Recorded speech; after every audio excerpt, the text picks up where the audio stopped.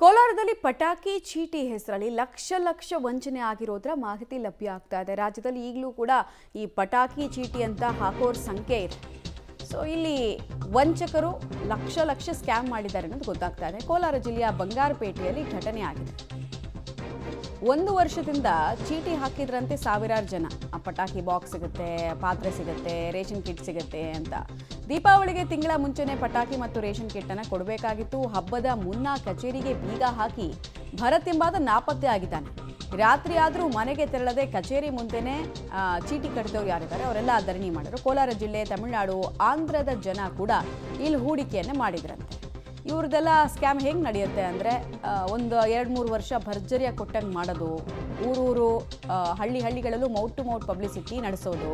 ಆಮೇಲೆ ಒಂದೇ ಸಲಕ್ಕೆ ಯಾವಾಗ ಜಾಸ್ತಿ ಇನ್ವೆಸ್ಟ್ಮೆಂಟ್ ಬರುತ್ತೆ ಅನ್ನೋದು ಗೊತ್ತಾಗುತ್ತೋ ಆಗ ಬಾಗಿಲಿಗೆ ಹಾಕ್ಕೊಂಡು ಇಡೀ ಊರಿಗಿರೆಲ್ಲ ಖಾಲಿ ಮಾಡ್ಕೊಂಡು ಎಸ್ಕೇಪ್ ಆಗೋದು. ಈಗ ನೋಡಿ, ನಂಬಿ ಮೋಸ ಹೋದ ಜನರ ಸಂಖ್ಯೆ ಎಷ್ಟು ಅಂತ.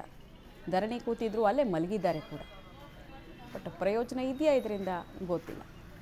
ಬಾಗಿಲು ಓಪನ್ ಮಾಡಿಸಿದ್ರೆ ಒಳಗಡೆ ಏನಾದರೂ ಐಟಮ್ಸ್ ಇರುತ್ತಾ, ಆ ವ್ಯಕ್ತಿಗೆ ಸಂಬಂಧಪಟ್ಟಂತೆ ಏನಾದರೂ ಮಾಹಿತಿಗಳು ಸಿಗುತ್ತಾ ಎಲ್ಲ ನೋಡಬೇಕು. ಬಟ್ ಅದಕ್ಕೆ ತೋಚದಂತಾಗಿದ್ದಾರೆ ಜನ. ಡೀಟೇಲ್ಸ್ ಕೊಡ್ತಾರೆ ರವಿ. ಎಷ್ಟು ವರ್ಷದಿಂದ ಇಂಥ ಚೀಟಿ ವ್ಯವಹಾರ ನಡೆಸ್ತಾ ಇದ್ದ, ಮತ್ತು ಮೋಸ ಹೋಗಿರೋದು ಹೇಗೆ ಗೊತ್ತಾಯಿತು? ಈಗ ಪೊಲೀಸರಿಗೆ ಆತನ ಬಗ್ಗೆ ಸುಳಿವೇನಾದರೂ ಸಿಕ್ಕಿದೆಯಾ? ಎಲ್ಲಿ ಅವನು ಆತ? ಖಂಡಿತ ಮಮತಾ, ಈತ ಕಳೆದ ಹಲವು ವರ್ಷಗಳಿಂದ ಕೂಡ ದೀಪಾವಳಿ ಹಿನ್ನೆಲೆಯಲ್ಲಿ ಚೀಟಿಯನ್ನ ನಡೆಸ್ಕೊಂಡು ಬರ್ತಾ ಇರ್ತಾನೆ. ಕಳೆದ ಬಾರಿಯೂ ಕೂಡ ಕೆಲವು ಗೊಂದಲಗಳಾಗಿ ಕೆಲವೊಬ್ಬರಿಗೆ ಚೀಟಿಯ ಅಂದ್ರೆ ಪಟಾಕಿಯಾಗಿ ಗಿಫ್ಟ್ ಆಗ್ಲಿ ಕೊಟ್ಟಿರಲ್ಲ.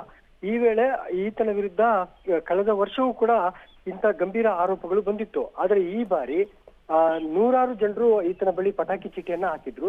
ಆದ್ರೆ ಈ ಬಾರಿಯೂ ಕೂಡ ಈತ ಇನ್ನೇನು ದೀಪಾವಳಿ ಇನ್ನೇನು 3 ದಿನ ಇರೋದ್ರಿಂದ ಈಗ ಸ್ವಿಚ್ ಆಫ್ ಮಾಡಿ ಈತ ನಾಪತ್ತೆ ಆಗಿದ್ದಾನೆ ಅನ್ನೋ ಒಂದು ಮಾಹಿತಿ ಸಿಕ್ಕ ಹಿನ್ನೆಲೆಯಲ್ಲಿ ಈಗಾಗಲೇ ಕಚೇರಿ ಬಳಿಗೆ ತೆರಳಿರ್ತಕ್ಕಂಥ ಜನರು ಒಂದು ರೀತಿ ಪ್ರತಿಭಟನೆ ಮಾಡೋದಕ್ಕೆ ಮುಂದಾಗಿರ್ತಕ್ಕಂಥದ್ದು. ಯಾಕಂದ್ರೆ ಕಳೆದ 1 ವರ್ಷದಿಂದ ಕೂಡ ಕೂಡಿಟ್ಟ ಹಣವನ್ನೆಲ್ಲ ಈತನ ಕೈಗೆ ಕೊಟ್ಟಿದ್ರು. ಅಂದ್ರೆ ದೀಪಾವಳಿಗೆ ಒಂದಷ್ಟು ಫುಡ್ ಐಟಮ್ಸ್ ಜೊತೆಗೆ ಗಿಫ್ಟ್ ಸಿಗುತ್ತೆ, ಪಟಾಕಿ ಸಿಗುತ್ತೆ ಅನ್ನೋ ಒಂದು ಹಿನ್ನೆಲೆಯಲ್ಲಿ ಆತನಿಗೆ ಕೊಟ್ಟಿದ್ರು. ಆದ್ರೆ ಈಗ ಆತ ತಲೆಮರೆಸ್ಕೊಂಡಿರುವ ಹಿನ್ನೆಲೆಯಲ್ಲಿ ಈಗ ಆತಂಕಕ್ಕೆ ಒಳಗಾಗಿರ್ತಕ್ಕಂಥದ್ದು, ಜೊತೆಗೆ ಕಚೇರಿ ಬಳಿ ಜಮಾಯಿಸಿರ್ತಕ್ಕಂಥದ್ದು, ಪೊಲೀಸ್ ಠಾಣೆ ಮೆಟ್ಟಿಲೇರಿರ್ತಕ್ಕಂಥದ್ದು. ಮಮತಾ, ಧನ್ಯವಾದ ರವಿ ತಮ್ಮೆಲ್ಲ ಮಾಹಿತಿಗಾಗಿ.